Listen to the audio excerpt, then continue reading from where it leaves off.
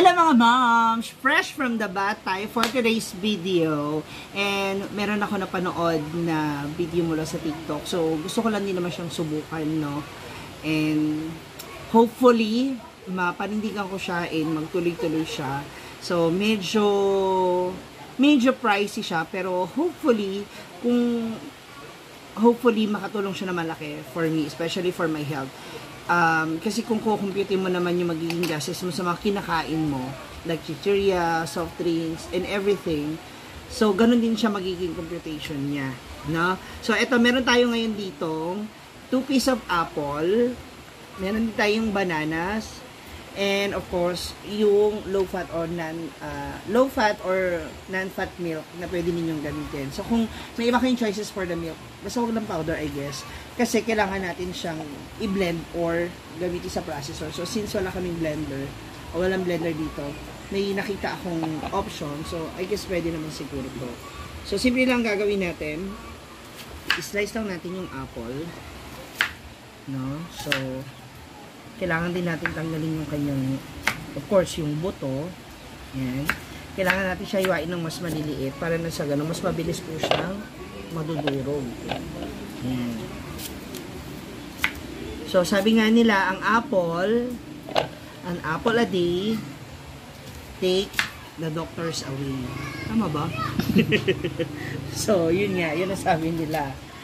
So, hopefully, itong tinitipla ko, ginagawa ko, ay makatulong talaga ng husto sa aking pagpapapayat. So, since wala tayong blender, medyo ni-slice ko pa siya ng mas maliliit para mas mabilis at hindi mahirapan yung ating pag-slice o yung gagawin natin dito. So, itong ating apple ay nabili lang namin siya for only 15 pesos each.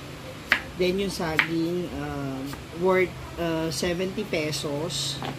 So meron siyang 2, 4, 5, 6, 7, 8, 9 pieces. At itong low fat, buy one take one kasi siya. So nabili siya ng 180 pesos. So ayan. Actually, mga moms, kailangan meron tong kasamang oatmeal, no? Since hindi ako nakabili ng oatmeal or walang oatmeal. So ito na lang yung naisip ko. Kahit ito lang munang tatlo. So, yun. Titignan natin kung ano magiging effect nito sa akin for the next days. So, hopefully talaga malaki may itulong niya. So, gumawa na ako dinamihan ko na ng kaunti. So, pwede namang isang saging, isang apple, no? Kaya lang, gusto ko kasi para bukas ng umaga,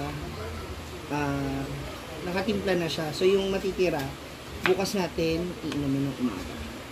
Kaya mag-i-slice lang tayo. Nga, medyo puno na kasi siya. So, unahin muna natin yung apple na i-slice bago natin isunod yung ating saging. So, kailangan natin siya ma-slice ng bongga. At least mapino natin siya para medyo magmukha siyang juice. So, para mas madali siya, lalagyan pala natin siya ng kaunting milk. Any brand will do. Mga moms. Para na sa ganon, mabilis siyang malulusaw o mabilis siyang ma-crush. So, kailangan natin siya i-press ng bongga. So, mamaya pwede ka mag-add ng milk if you want. Then, after this, pwede mo na, ayan, medyo na na siya. Pero mas maganda kasi po talaga to kapag naka-shake siya. So, maglalagay naman tayo ng saging. Ganon din ang gagawin natin sa saging. Hihiwain lang po natin siya maigi din. Slice natin siya sa maliliit para na sa ganon, mabilis po siyang mamimix or madudurog. Sabi nila, yung mga strand na nandito daw sa saging na to is mas malaki yung benefit na makukuha mo kasi nandyan din daw yung mga potassium na maganda para sa ating katawan. Healthy living tayo sa ganun. So, slice lang natin siya ng maliliit.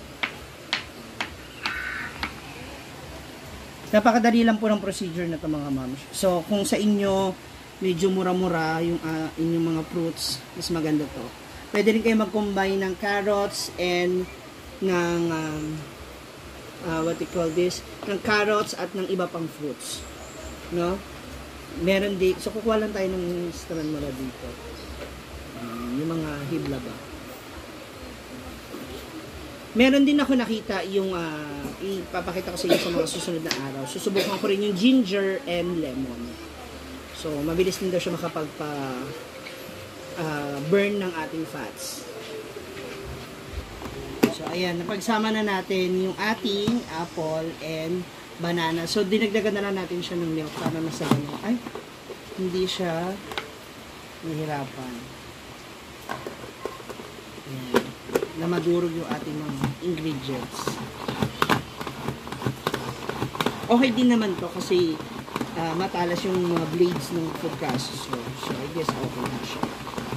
May mga electrical nito. So, kung may electrical kayo na ganito, I guess pwede rin na. Kung wala kayong blender.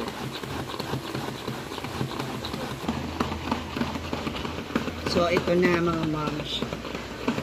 Medyo nadurog na natin siya ng gusto at na-mix na natin yung ating mga ingredients using our food processor. Oh, wow! Look at this. Oh, diba? So, juicy na siya. So, it's time to make us tikim this juice. So, hindi tayo nagdagdag ng any sugar o ano, kahit anong pampalasa dito. Kasi gusto lang natin everything will be natural. Tikman natin.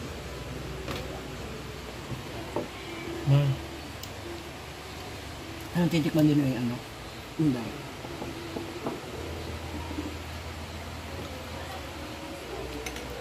Tikim lang. So this is also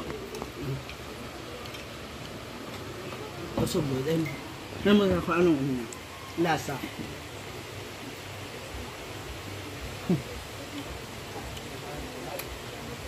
May halo-halo.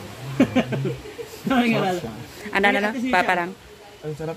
Hindi siya matamis na lang. Natural lang kasi lasa.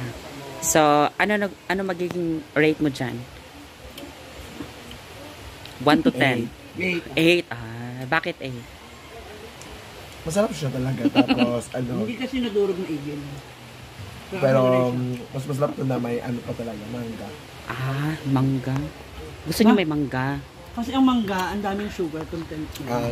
Kasi That's why, matamis isa yun sa mga hindi ko kinakain ng mangga masyado kasi masyado siyang sweets. So anyway, sa mga gusto maka-try nito, you can try it at your home.